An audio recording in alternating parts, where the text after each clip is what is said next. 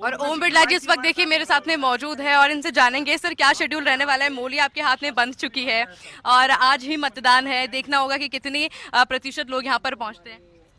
देखिए, मतदान के प्रति लोगों में उत्साह है, जनता उत्साह कर रहे हैं और नरेंद्र मोदी जी को प्रधानमंत्री बनाने के लिए उसे कोटा बूंदी संसदीय क्षेत्र की जनता का बहुत प्यार स्नेह आशीर्वाद मुझे हमेशा मिला है।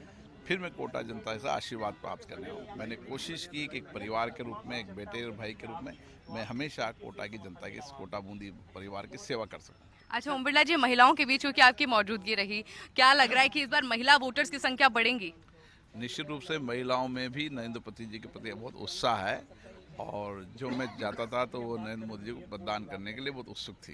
बिरला जी, एयरपोर्ट का मुद्दा बार बार उठाया जा रहा है, क्या कुछ कहना चाहेंगे उसको लेकर विपक्ष को? एयरपोर्ट के मामले में ये क्लियर हो चुका है कि 9 महीने कांग्रेस की सरकार ने पैसा नहीं जमाया। कांग्रेस की सरकार जिम्मेदार है। जैसे ही भारतीय जनता पार्टी की सरकार आई उसने 20 दिन के अंदर एयरपोर्ट के सारे पैसे जमा कर दिए। डीपीआर का काम चल रहा है, एमओयू हो चुका है। जैसे ही आचार संहिता समाप्त होगी, डीपीआर तैयार होगी, एयरपोर्ट का काम शुरू होगा। जनता का लगातार प्यार आपको मिल रहा है, भरपूर प्यार मिल रहा है, क्या लग रहा है सर 25 से आपका मिशन पूरा हो पाएगा? निश्चित रूप से हमेशा बहुत प्यार से ने मिला है। मेरी भी कोशिश थी, चाहे कोरोना का संकट हो चाहे और कोई भी संकट हो, हर संकट के समय एक परिवार, एक बेटे भाई के रूप में यहाँ पर मैं, क्योंकि जनता के बीच में फर्स्ट इंडिया गया था और 3 मुद्दे गिनाए गए थे, विकास था, बेरोजगारी थी और महंगाई थी। इन 3 मुद्दों को लेकर क्या कुछ कहना चाहेंगे जनता को? देखिए, बेरोजगारी समाप्त करने के लिए बड़ा रोड मैप प्रधानमंत्री जी ने बनाया है और इंफ्रास्ट्रक्चर से लेकर इंडस्ट्री सेक्टर से लेकर बाहर की इंडस्ट्रीज को लाना, सर्विस सेक्टर को लेना, स्टार्टअप, कई सारी योजनाएं बनाई जिससे बेरोजगारी समाप्त हो सके। छोटे छोटे स्टेट वेंडर को भी लोन दिया है, मुद्रा बैंक लोन दिया है, विश्वकर्मा योजना के तहत रोजगार देने का काम, ऐसे बहुत सारी योजनाएं शुरू की है जिन योजनाओं के माध्यम से रोजगार लोगों को मिलेगा। और मतदान को लेकर एक पैसे जनता के लिए, जनता में उत्साह है बस। जिस तरह से आज और बिल्कुल देखिए जिस तरह से ओम बिरला से हमने बातचीत भी की है, साफ तौर पर उनके द्वारा कहा गया है कि जनता के अंदर उत्साह है और आज भरपूर वोटिंग होने वाली है। कैमरा पर्सन आकाश जी के साथ आयुषी महर्षि, फर्स्ट इंडिया न्यूज। सर आज जो है मतदान हो रहे हैं, किस तरीके मैं से मतदाताओं से अपील करना चाहता हूं कि मतदान के लिए निकले।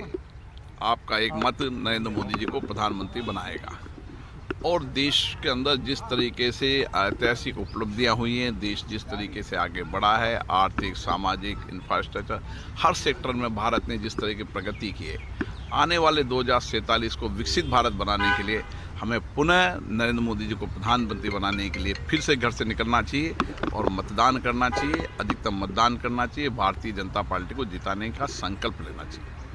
आपको लगता है इस चुनाव फाइट में है? देखिए, नरेंद्र मोदी जी के सामने चुनाव कोई टक्कर नहीं है। ये चुनाव देश का चुनाव है। देश में नरेंद्र मोदी जी को लोग प्रधानमंत्री बनाना चाहते हैं। हम संसदीय क्षेत्र के नाते, सांसद के नाते चुनाव लड़ रहे हैं, लेकिन हम सब नरेंद्र मोदी जी को प्रधानमंत्री बनाने के लिए चुनाव लड़ रहे हैं। आप चुनाव लड़ने के प्रति आश्वस्त है? तीसरी बार लगातार कोटा बूंदी देखिए, लोकसभा देश क्षेत्र में प्रदेश में मोदी जी का माहौल है। तीसरी बार चुनाव जीतेंगे और अत्यधिक मैं एक विश्वास कर सकता हूं कि मुझे जनता ने हमेशा विश्वास भरोसा ज़्यादा दिया है। मैं 5 चुनाव के अंदर जनता ने मुझे विश्वास भरोसा ज़्यादा दिया। मैंने कोशिश की एक बेटे और भाई के रूप में उनकी सेवा कर सकूं। क्या ये चुनाव बीजेपी वर्सेस बीजेपी हो गया है? प्रहलाद गुंजल भी 4 महीने पहले तक तो यही वो उनके दल के नेता हैं, वो दल बदलते रहते हैं। दल बदलने के बाद वो कांग्रेस से चुनाव लड़ रहे हैं, राहुल गांधी जी के नाम से चुनाव लड़ रहे हैं, इधर नरेंद्र मोदी जी के चुनाव है। जी, ये चुनाव इंडिया गठबंधन एकजुट होकर के लड़ने की कोशिश कर रहा है। यहाँ राजस्थान में भी कई सीटों को देखिए, इंडिया गठबंधन, कोई गठबंधन बचा नहीं। न तो इंडिया गठबंधन का कोई नेता है, न नीति है, न नीति, न पॉलिसी है, कोई नहीं। आपने कुछ समय पहले कहा था गठबंधनों के सरकारों के जमाने का। निश्चित रूप से आज भी गए। 2014 के बाद देश की जनता जानती है कि गठबंधन की सरकार करप्ट सरकारें होती है, मिलीजुली सरकार में भ्रष्टाचार बढ़ता है। एक दल की सरकार, बहुमत की सरकार हमेशा विकास के एजेंडे को ले जाती है और आगे भविष्य के नए प्लान की योजना बनाती है। पूर्व सीएम के ओएसडी ने 2 दिन पहले जो बातें कही, क्या उन सब चीज़ों का इस चुनाव पर कोई असर पड़ रहा है? देखिए, वो उनकी बातें हैं, उस बारे में नहीं जाना चाहता। सर अभी क्या संदेश देंगे चुनाव?